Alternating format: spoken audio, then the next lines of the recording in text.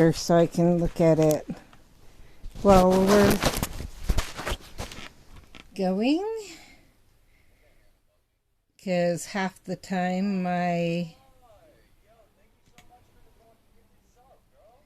let's see, turn this guy, oh, this guy's down as low as I go. Okay.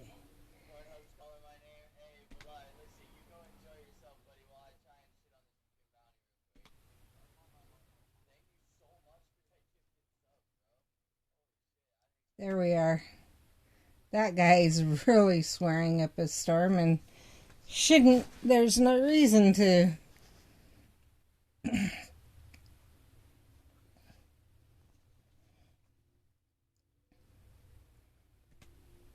And it was just someone I rated. You know, it obviously was a full raid all the way through that caused that. So, open up Discord while I get ready to share to Discord.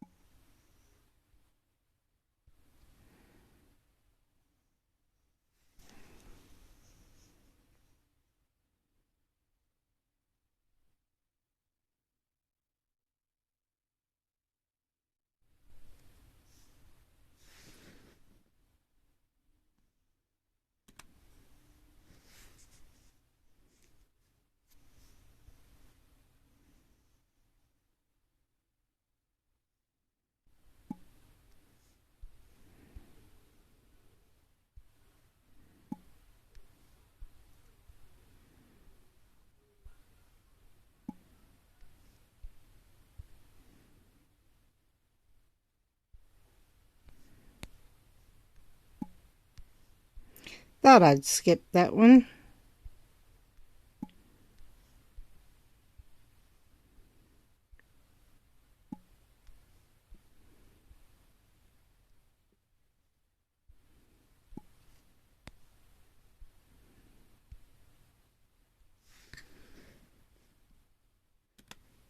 So what I'm trying to do right now when I slow down, or when I'm not posting right, it looks like, is I'm trying to, or playing or typing or anything, and I'm doing something on my phone. I'm trying to get Jen's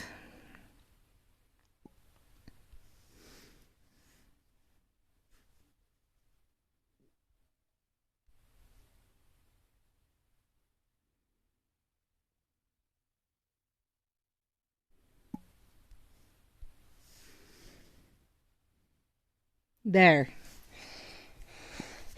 Jen's group open just in case. So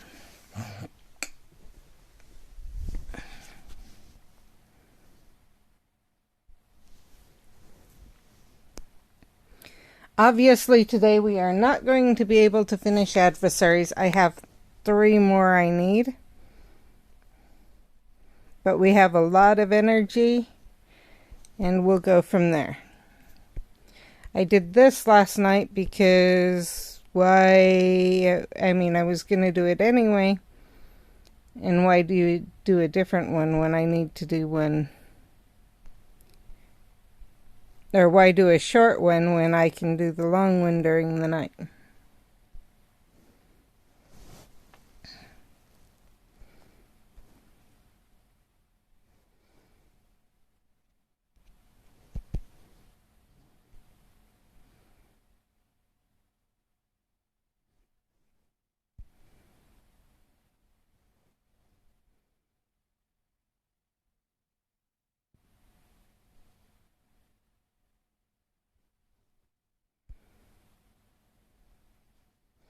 So what we'll do is we'll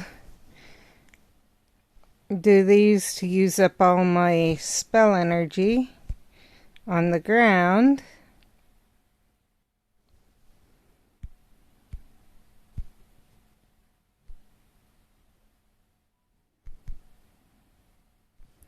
Message not sent. Okay, finish this up and then try and send it again. Hi, Kitty Cat Keisha. Thanks for joining.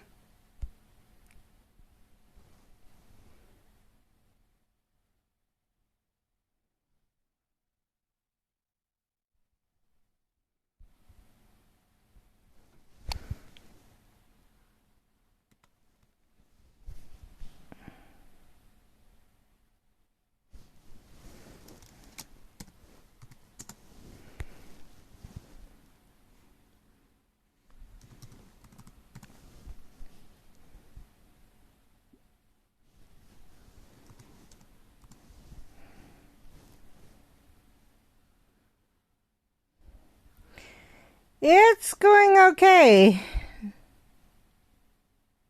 Everyone gets busy. I get it. I haven't been able to catch as many streams, not during my, so I usually try to find someone right after I stream.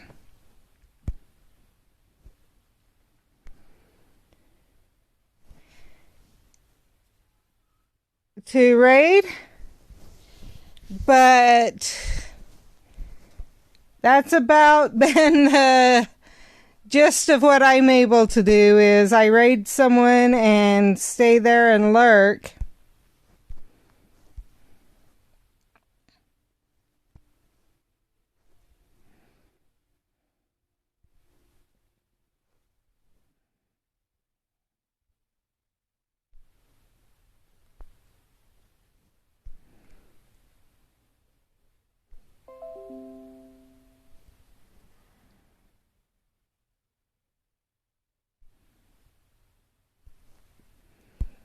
So, yeah.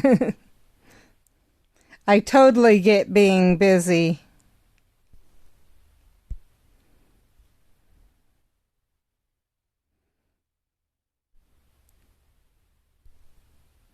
But it's been... Oh, boy. Yeah, 2 jobs would keep you busy. 2 jobs and then streaming. So 3 jobs basically.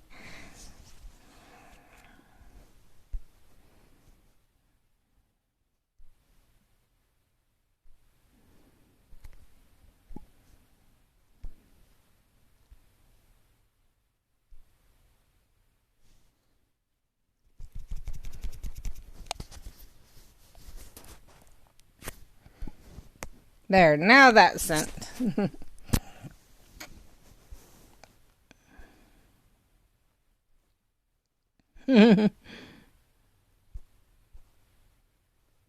Yeah? That, they keep you busy anyway. Okay, we're full now. Now I can find a... Nope. No, nothing here, so come here for a minute.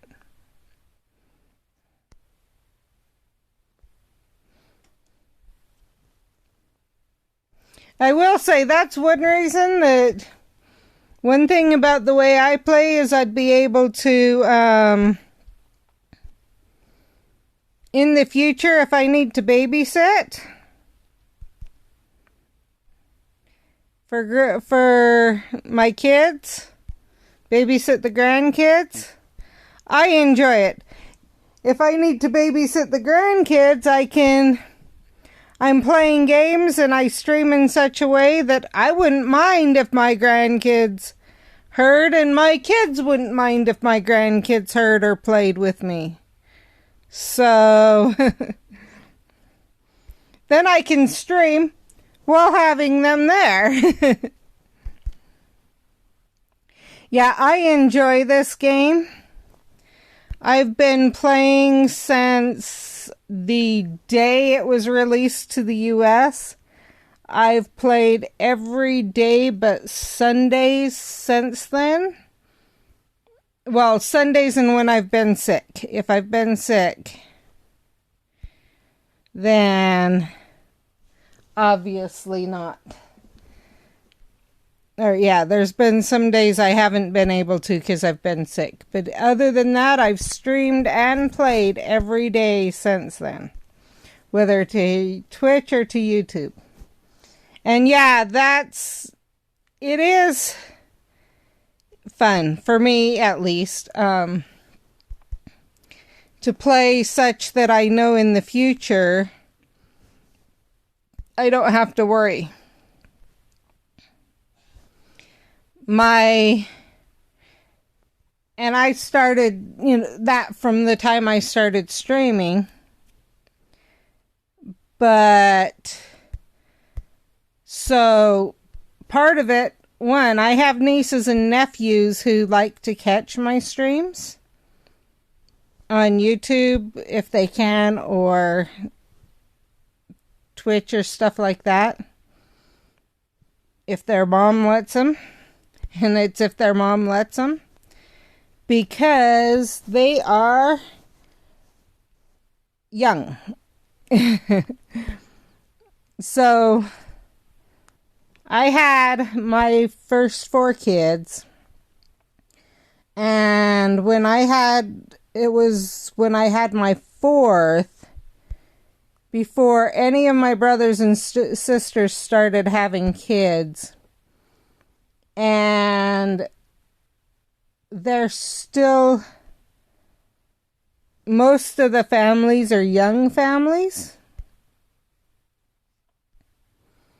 Like, I was married for, I think, 7 years before my first cousin got married, which was actually kind of surprising, but because we were all close in age, but that's the way it was. And then my siblings got married after that. So I'm literally at a point right now that I may have grandkids the same ages as my nieces or nephews. Because my son, well, my future stepdaughter is having her shower today, actually. Her wedding, that bridal shower. My son will be getting married at the end of this month. And that's my second oldest, not even my oldest. My oldest hasn't found anyone yet. My stepson his girlfriend is hinting to him right now that they should be getting married. Talking about where they're going to hold their reception and whatever else. So, and he says, around her birthday, which is the end of the year, or, things like that. Around the end of the year, he'll probably be asking her, and I'm going, okay, we'll see. They want to take things slow, so they may be, but who knows there. So, there's those. My oldest hasn't been dating very much, but we'll see as things go on. So, it's very possible that I will have grandkids the ages of my nieces and nephews. It's been, and we've known for years that it's possible that would happen. In fact, for family reunions and stuff, everyone's sitting here saying, well, let's go do this, let's go do that. And when I'd bring up something, no, there's nothing there, or not nothing, there's stuff for older kids. We only need stuff for younger kids to do. And I'm like, yeah. Well, and I totally get everyone at their own pace and have no problem with that. It was just interesting. So, but yeah, they would complain because I would schedule things. My siblings would sometimes complain because I would want to go places where there were things to do for older kids and younger kids, and we would go do all this stuff with the younger kids. And my kids would just put up with it and go do whatever with them. And then, because they knew I would schedule things for them later on. Like, we would leave and go do stuff for the older kids. Totally reasonable in my mind. They're older. My kids are older, And by older, I don't just mean slightly older. I mean, so, let's see, 97 to 2003. So the one is 6 years older than his closest cousin. And so, of course, that's the oldest of them, but still, 6 years is quite a bit of difference in likes and desires and everything like that.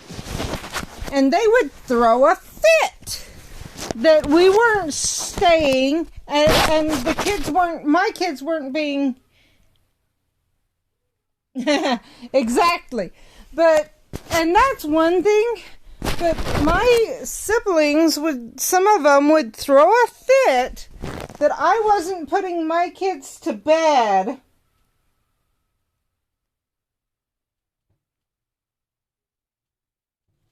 when they wanted theirs to go to bed. And instead we were going out to do stuff.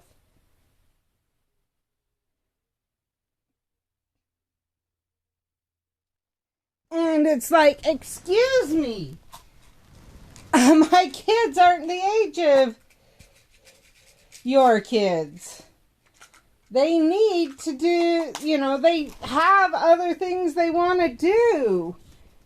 And they've been patient all the way through doing all this stuff that your kids, that you want and your kids want to do.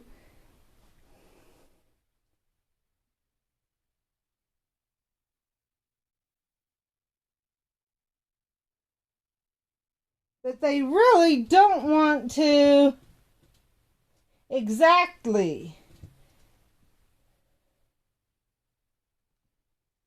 And that was kind of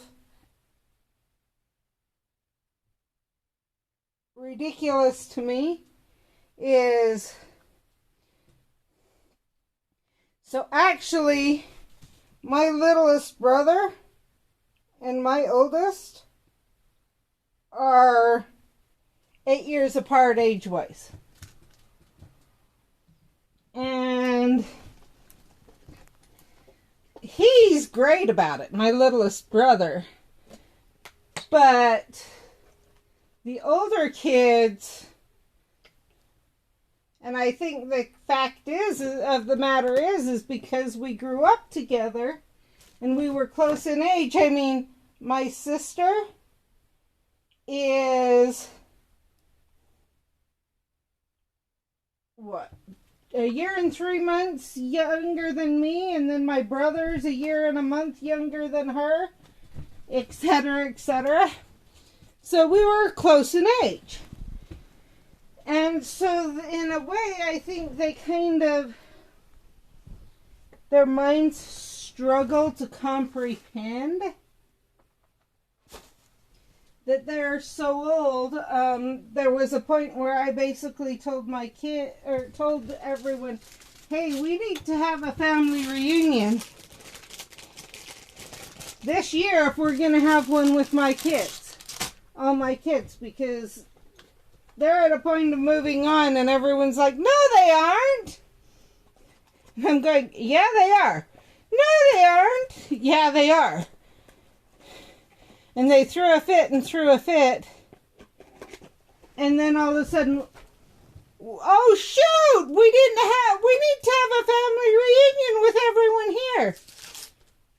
And I was like, we'll see who we can get there. And then they were mad because I had one who couldn't make it because of work. Like, they literally, my oldest were members of the Church of Jesus Christ of Latter-day Saints. And my oldest got his mission call. And they went, oh crap, he's not going to be around for 2 years if we don't do a family reunion. Now, we won't have one for a few years. And I reminded them, and even then, that's not guaranteed, because who knows what he's going to do when he gets home from his mission. And at the same time, his brother's just young enough that he may come home right as his brother leaves.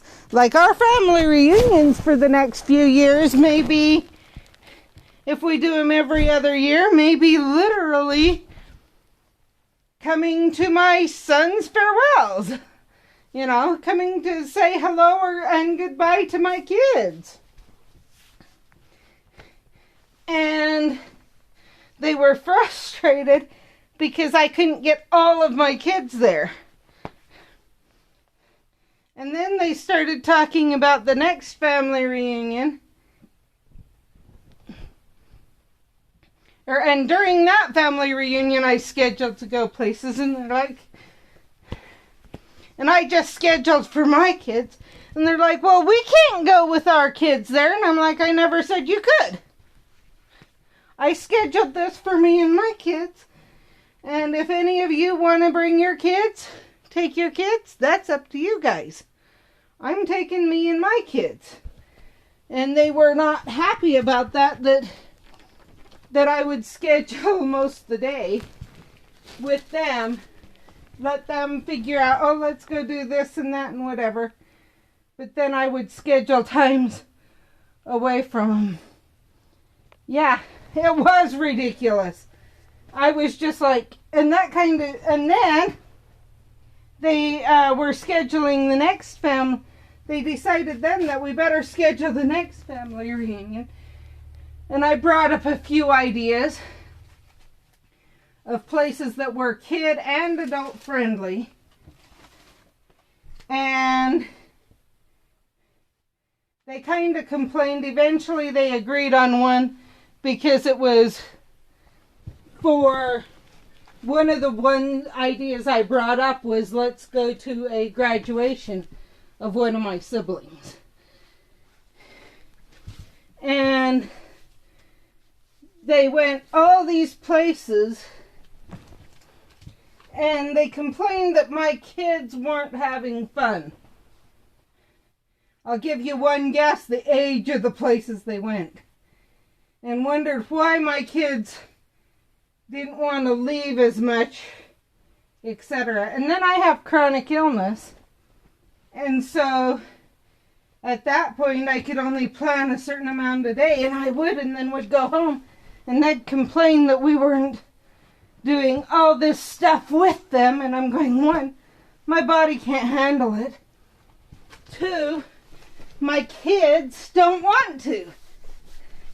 Because it's not adult friendly. You forget the age of my kids. Luckily, my brother kept slipping off too, and so they couldn't say much because him and his girlfriend were slipping away. So that was interesting.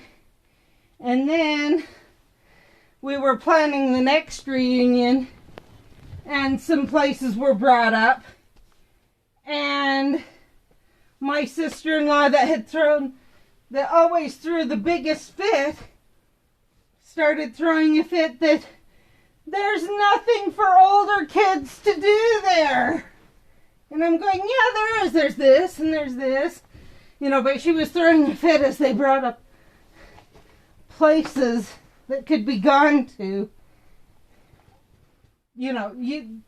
Couple years before at a family reunion, when I brought up places that were friendly to both adults or older kids and younger kids, she threw a fit. But then as her kids were getting older, she threw a fit that we weren't going places that were just older kid friendly. And I'm going, excuse me.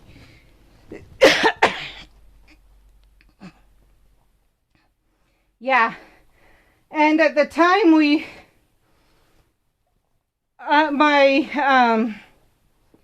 were still trying to figure out how to get it under control more.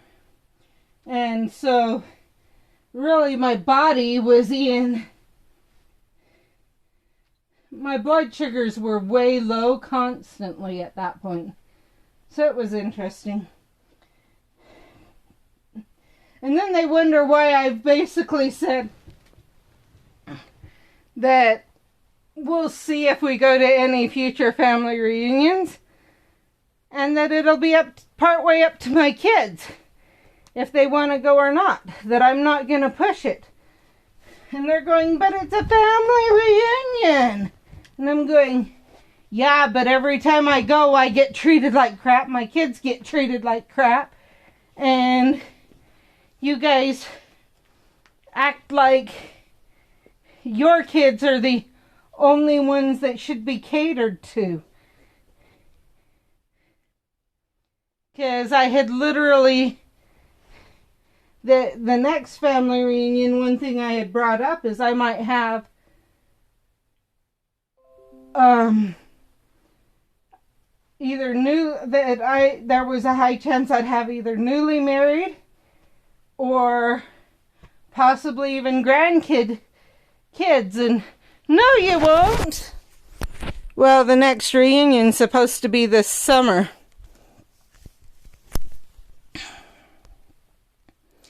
And the past 2 reunions have only happened because I've kind of pushed them. And so I'm going, I'm not going to push it anymore. It's going to be up to them. And if they choose to, if me or my kids feel we can go and want to go, we will. Otherwise, I'm not going to worry about it. I don't need to go visit with family to be treated like crap. And you're exactly right with it's not worth it. I want to make clear, there's some of the family, I love getting with a lot of the family one-on-one, like with just them and their family, because that doesn't happen as much. It just seems to be when everyone gets together, some of the family members feel the need to put that it's their way or the highway.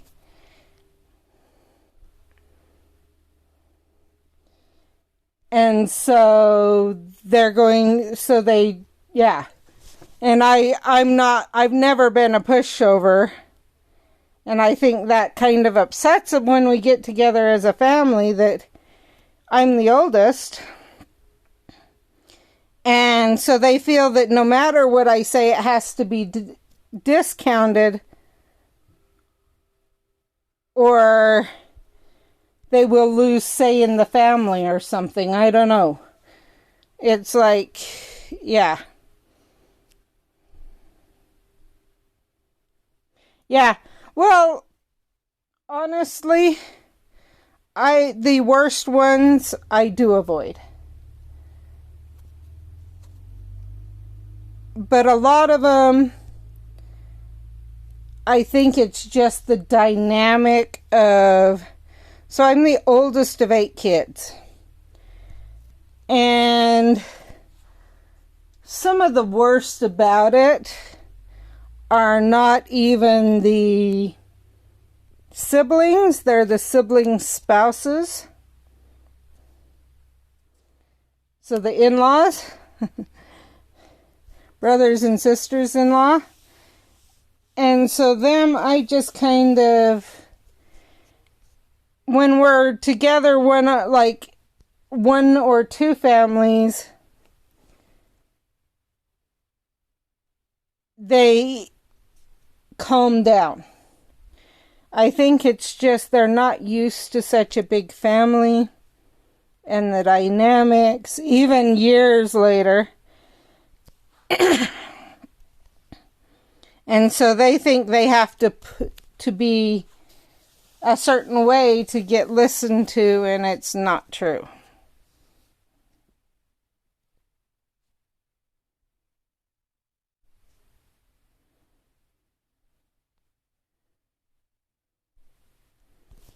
So,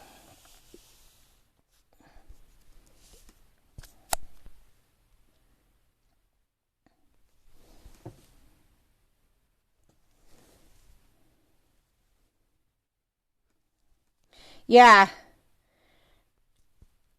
And that's a big part of it is, I will say also,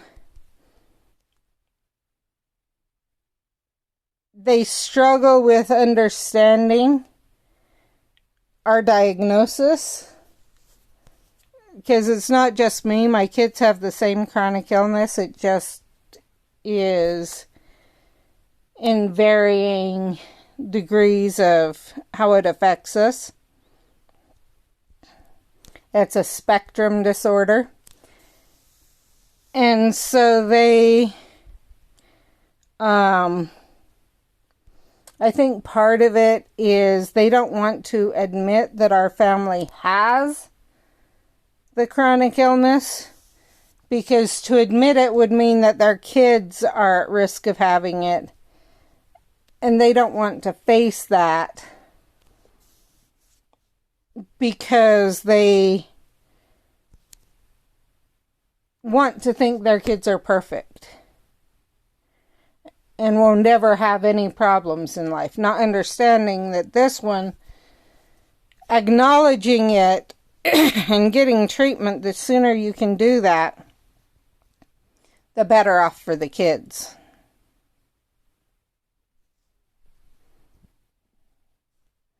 Because then you can avoid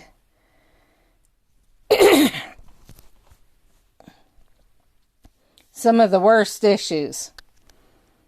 Me and my kids, someone was in the doctor's every 2 weeks to a month. And we got the diagnosis, and as we were able to start getting things taken care of, we have been able to get to where some of us only see the doctor once a year. Yeah, and that's exactly it. So what we have is called Ehlers-Danlos syndrome. It's a connective tissue disorder, which means that it can affect everything in the body in one way or another. But if you can be proactive, it helps. Part of it, one, we don't see the doctor as much when we're sick now. We do get sick as much still, but actually we don't even get sick as much because we know when we get sick, it affects us for longer, and it affects our immune system for longer. And so we can do things to prevent getting sick. Honestly, when everything hit with COVID, it wasn't quite as hard for us because we had some masks and stuff like that. We had to become more careful for some of us, but it was more like, now you get what we've been trying to do for the past little bit. And then, so there's that. We were injuries. Like, we'd get injured and not know how or why or anything else. Because our tendons and stuff aren't working right. We actually need to have our muscles stronger than most people to be able to deal with it. And so we've been to PT. We started PT, and that led to not needing to have as much, go to the doctor as much, because we had an arm or a leg hurting for a long time. Now it's just so we know what's wrong and we go see the PT if we see anyone, because the PT will put it in place. And rarely do we have to go get x-rays. I mean, I would say we were getting x-rays probably once or twice a year for someone in the family. Because things would get injured and wouldn't go... Yeah, things would get injured and they wouldn't go in place. So Crohn's is actually a risk with EDS. So luckily I don't have it, but that was another thing. I had a son that was in pain for 3 months straight. No one could figure out what was wrong. Our children's hospital tried to claim he had lactose intolerance, but when we went to the lactose-free diet, his pain increased. And we ended up going to an allergist and found out he had a soy sensitivity, cut out the soy for most of the time. And it was fixed. That's the hard part about EDS. I will be honest. It's not just Crohn's, but almost there's many things out there that we're more prone to because of having Ehlers-Danlos syndrome.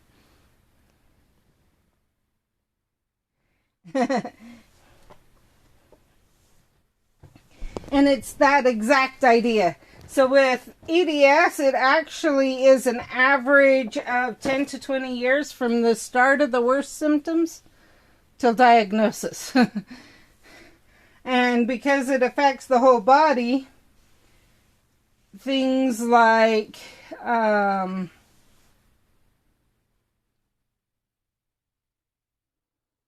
MCAS and so multiple chemical allergy symptom or whatever, basically having extreme allergies, and many of them is very common with EDS. Having GI issues is very common with EDS. Having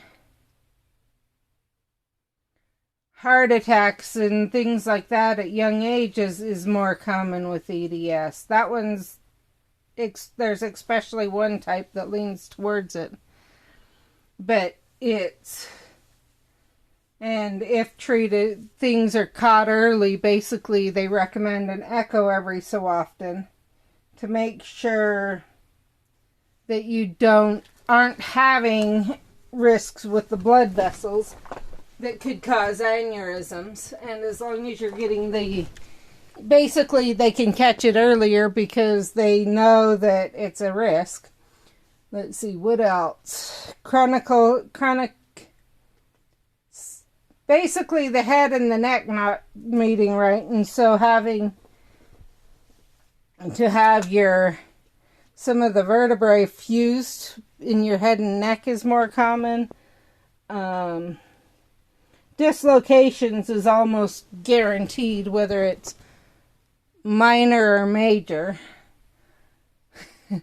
Basically, many people, there is a higher percentage of people with EDS that have autism. Now, that one's it's just a higher percentage, but so basically a lot of issues can come along with it, but each one of those can be treated early.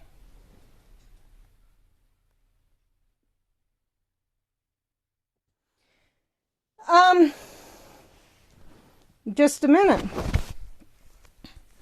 And I will share.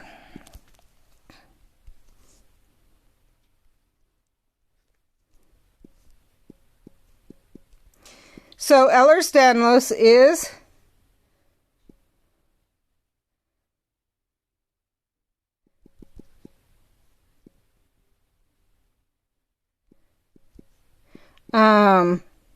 I just got to get to the right page.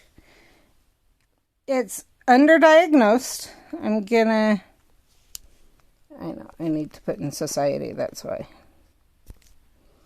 It's underdiagnosed because a lot of doctors still refuse to accept that it's there, or they think it's more rare than it is.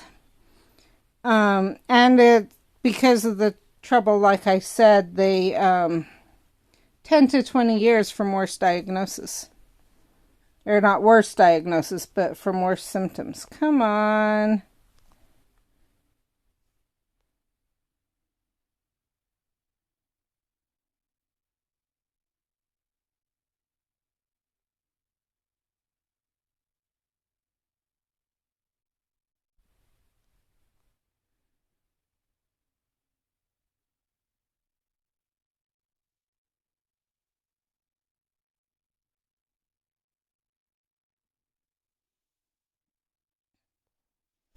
Okay, so I don't know if you saw, so it's EhlersDanlos.com has this checklist that you can print off and take to your doctor, but I'll read it. So of this first one you need, and I've got a YouTube channel that goes through this, but there's 6 specific. Yeah, they originally thought I had psoriatic arthritis. Come on. There, now we can see it clear. Okay, so could you ever put your hands flat on the floor without bending your knees? If so, you get a point there. Can you now, or could you ever bend your thumb to touch your forearm? So, kind of like that picture there. And you get one for the left and one for the right there.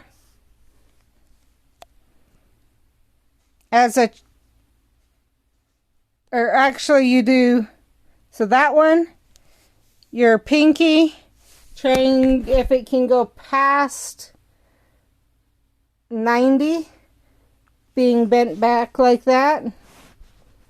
Your arm, if when you put it out, it's not straight. It actually goes past straight. Same with your knees, and then your bending down. So all of that. You said you're 23. So if you have over 5 points. So if you did both your thumbs, and if your pinkies will go past 90 and you can touch the floor, or even just your arms and your legs, All it takes is 5 or more of these. And you've got that criterion 1. And then you need to have feature A, feature B, 2 of feature A, B, and C. Well, if that's the only no of all of the knees, the elbows, the thumbs, and the pinkies, and touching the floor, you've got 7, so you've got that one. So, unusually soft or velvety skin, mild skin hyperextensibility, which means it pulls off your body more than most people's. Unexplained stretch marks at the back, groins, thighs, breast, or abdomen before puberty, without significant weight loss or gain. Little dots on the heel, recurrent or multiple abdominal hernias, atrophic scarring, which means a scar that's up, pelvic floor, rectal or uterine prolapse, dental crowding, and higher narrow palate. You do have the arachnodactyly, because the walker sign is the thumbs, those are the thumbs. So you've got her skin hyperextensibility, thumbs. You've got the arachnodactyly, I know. So you need 5 of these. So then, did you have stretch marks before you went into puberty? Do you know?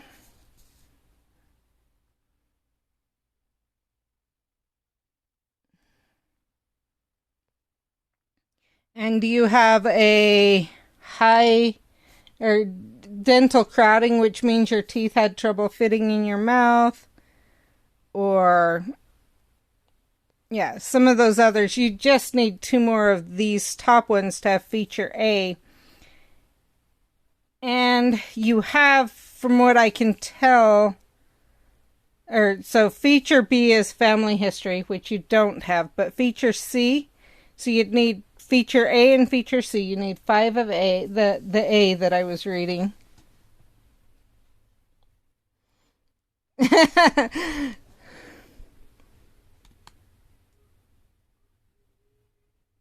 Okay, so you've got at least 4 of the 5. And honestly, a lot of people, I would bet you have feature A. And then feature C is musculoskeletal pain in 2 or more limbs recurring daily for at least 3 months. Or chronic widespread pain for over 3 months. Or recurrent joint dislocations or frank joint instability in the absence of trauma. And if you have that, which it sounds like it's very possible you do, then you have... Oh, I get it. Don't worry. Trust me. I went through years of being thought I was the strange one. And my kids were. I actually like to spread the word about this because, as I've said, it's underdiagnosed, and there's a lot of people that can benefit if they only knew. So, I have no issues going through this. I go through it many times. And then, from there, basically, you can't have another connective tissue disorder or rheumatological condition, which it doesn't sound like you do, unless you have the family history. Okay, so I would say, just based on that, you have EDS. If you were to take this, my suggestion is to take this into your doctor and print this off, take it into your doctor and go over it with him. A lot of them try not to diagnose, but technically they can. Not even technically. It's recommended that primary care be the one to do the diagnosis. Refer him to the ellersdanlos.com. So it's ellers-danlos.com. And today's a great day to be doing that. A great month, in fact, because it's Awareness Month. If you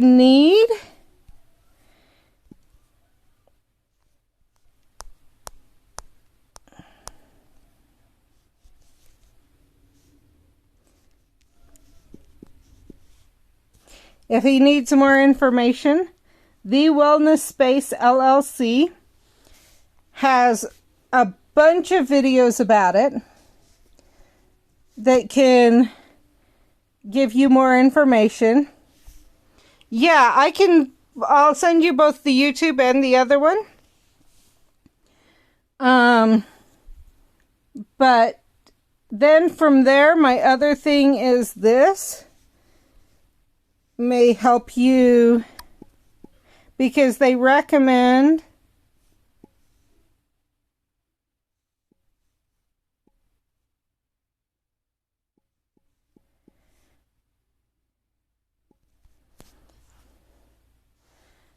I'll send you this link too, because they recommend getting tested to find out what type. In Vitae, you actually can order the panel yourself, or your healthcare provider can. Hey, I just try to help people. So, and then they actually have a panel that's for Ehlers-Danlos.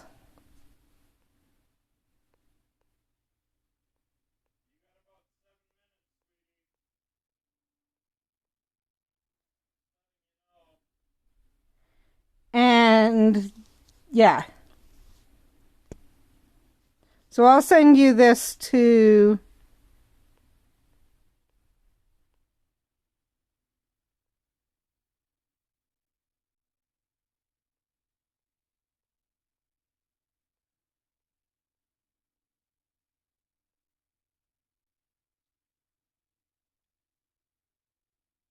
trying to find the right test that you need to order.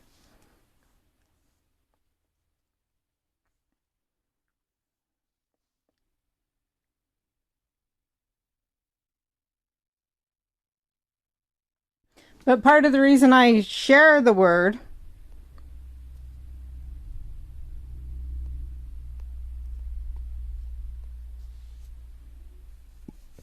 okay, I'll have to look it up on my computer, but part of the reason I share it is because there are people who struggle significantly and don't have the diagnosis.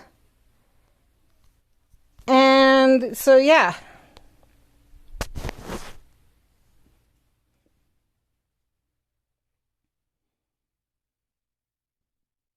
And that's why I share it, is to try and help those people out.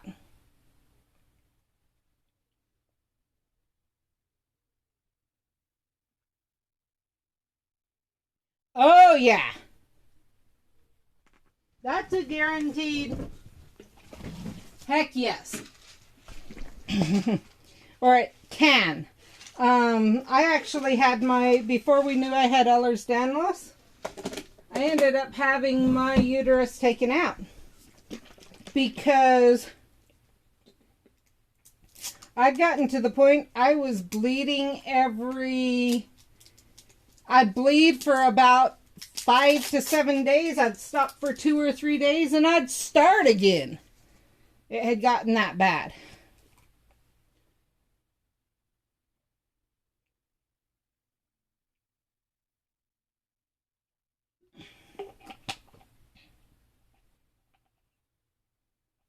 Yeah. And it actually may not even be that you're actually having a period. Okay, I'm in the middle of talking to someone. My husband's reminding me over and over and over that the shower's about to start. So I'm going to get my glasses on and start getting ready to go. But so what may be happening is this, that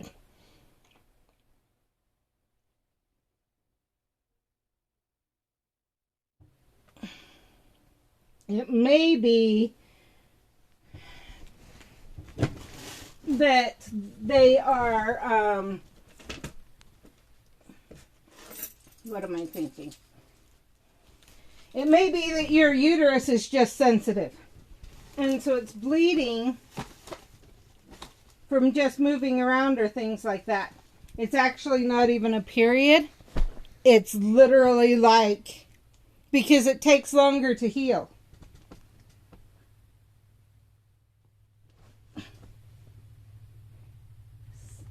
Sorry about my auto mod.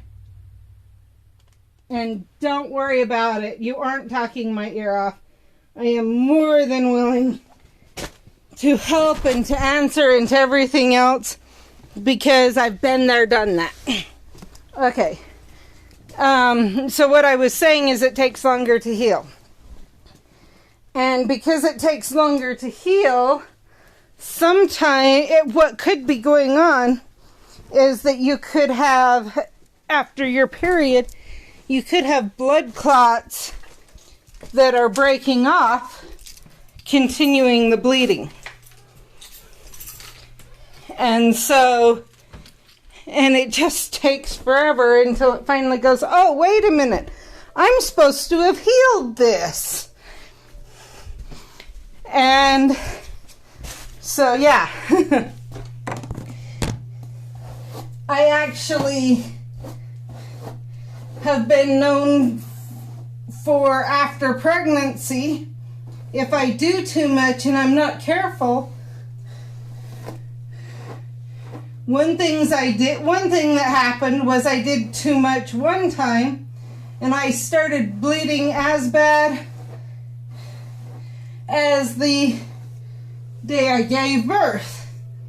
Another time, I had a C-section, and just leaning over to pull some buckets off off some plants. So just leaning over and taking some buckets off. I thought, oh, that's not much, and it was, what, 2 weeks after? 2 weeks after my C-section that I popped the stitches? I think so. Or a month? 2 weeks to a month after. I managed to, just by taking buckets off, pop the stitches on my C-section. Popped some of them. And, you know, most people that wouldn't have been an issue at all. But naturally, I have EDS. My body doesn't heal right. And so I did.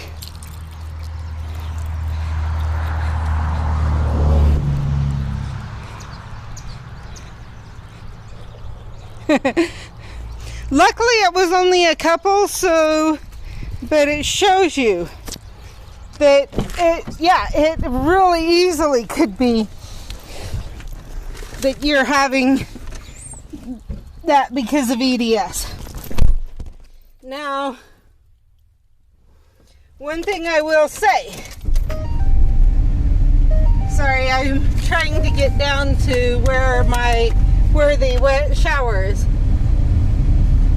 One thing I will say is, if you have it, the sooner you can find out and find out what type the better, because there is one type that is significantly life-threatening.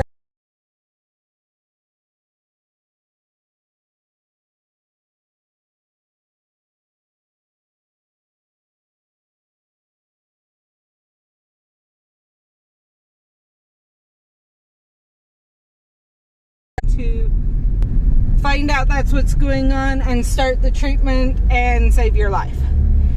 But if it's found out, they do echocardiograms even more often than with other people with EDS, and there are treatments they can do to prevent it if it's caught before it happens. And so this is one reason why I like to help raise awareness of Ehlers-Danlos syndrome, is because finding out is extremely important.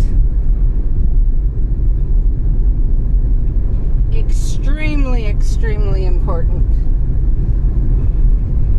to saving lives. I'm trying to figure out. I just saw the family going back. I wonder if no, there's people here. Okay, we can go in. At least, yeah. I wonder what they're running to the house for, or if it's just my son. We'll see. Anyway.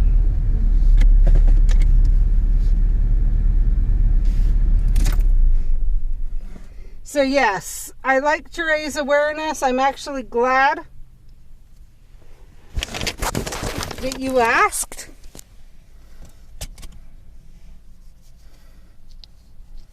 And hopefully that can help you.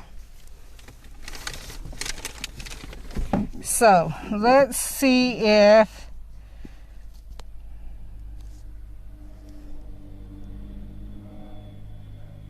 let's see, where's my...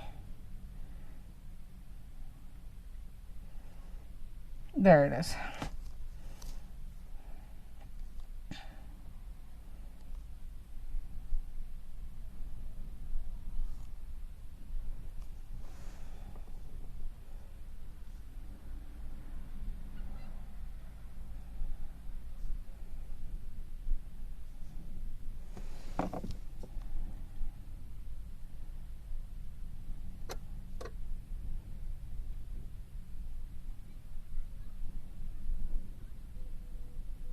Yeah, honestly, with EDS, it's very common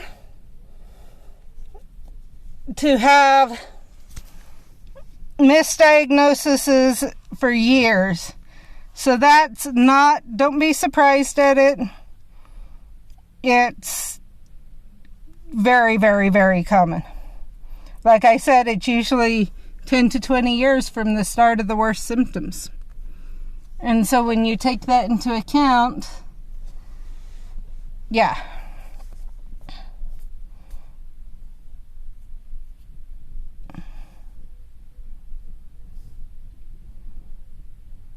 So I would recommend doing that. Make sure you don't have, get your diagnosis, start getting proper treatment. PT, I would make sure your PT understands EDS, including how it can break down your muscles if they try to do regular PT. And start getting treatment, because the sooner you get treatment, the less severe things can become. And don't do any of the tricks, as they're called, dislocating, things like that most people do. That would be my recommendations.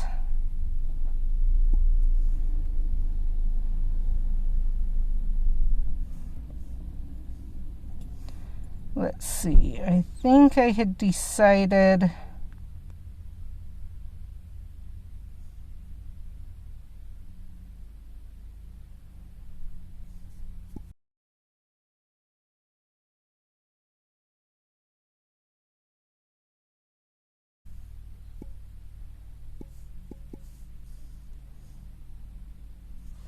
Okay, transfer rating squad word so that I can come in, but definitely message me any questions. Monday I'll be on at 1 again, 1 Mountain Time, or you can message me in Discord too.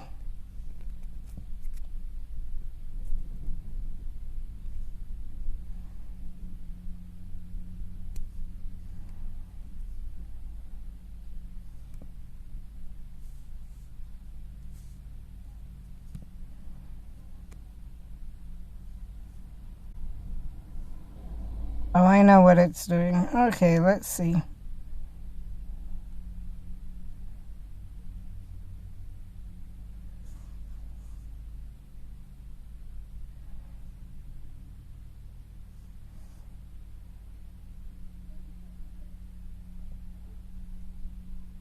Okay. Sorry, I will see you as soon, or message me or I'll see you. Hopefully you can hear that and we'll talk to you later.